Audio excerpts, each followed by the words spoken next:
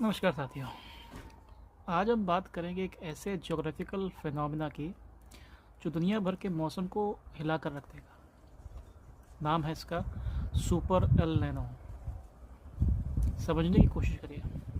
Pacific ocean में equator के पास का पानी जब नॉर्मल से ज़्यादा गर्म हो जाता है और अपनी दिशा बदलकर दूसरी तरफ बहने लगता है तो उस सिचुएशन को हम बोलते हैं अल नैनो कहते हैं। जब ये सिचुएशन एक्सट्रीम पर जाती है तो इसे सुपर अल नैनो कहा जाता है। ये कोई ऐसी वैसी घटना नहीं है। 1877 के बाद से हम इस बार सबसे स्ट्रॉन्ग सुपर एल नैनो की संभावना देख रहे हैं। इसका बेसिक मतलब है कि ओशन करंट्स का रिवर्स होना।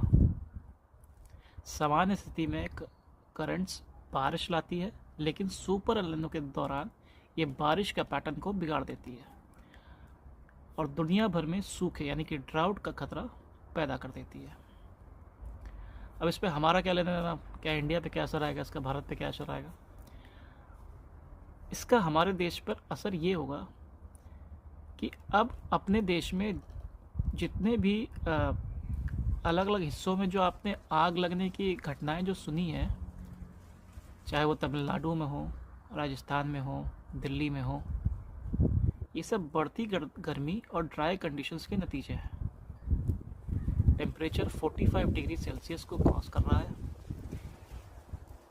हीट वेव से जनजीवन को पूरी तरीके से अस्त व्यस्त कर दिया है। जब क्लाइमेट चेंज और सुपर एल निनो को कॉम्बिनेशन मिलता है तो असर बहुत घातक होता है। अब इसमें इकोनॉमिक इम्पैक्ट क्या होगा और वाटर क्राइसिस कैसे है, ये भी मैं आपको समझाता हूँ।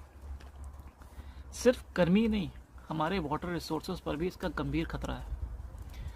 सेंट्रल वाटर कमीशन की लेटेस्ट रिपोर्ट के हिसाब से सिर्फ 166 मेजर रिजर्वायर यानी 160 रिजर्वायर में पानी का लेवल 50% से भी कम हो चुका है।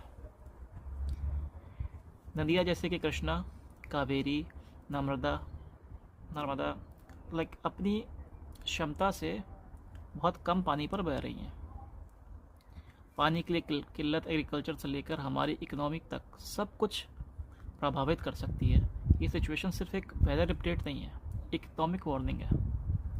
अब इसमें हमें करना क्या चाहिए, ये तो सिर्फ एक प्रॉब्लम होगी। सॉल्यूशन क्या है और हमें सेफ्टी मेजर्स क्या लेने चाहिए? एक प्रॉपर सिटीजन के नाते हमें सबसे पहले सतर्क होना चाहिए कि भाई ये चीज़ है। दोपहर 12 बजे से लेकर 3 बजे तक ना निकलें तो ज़्यादा बेहतर है।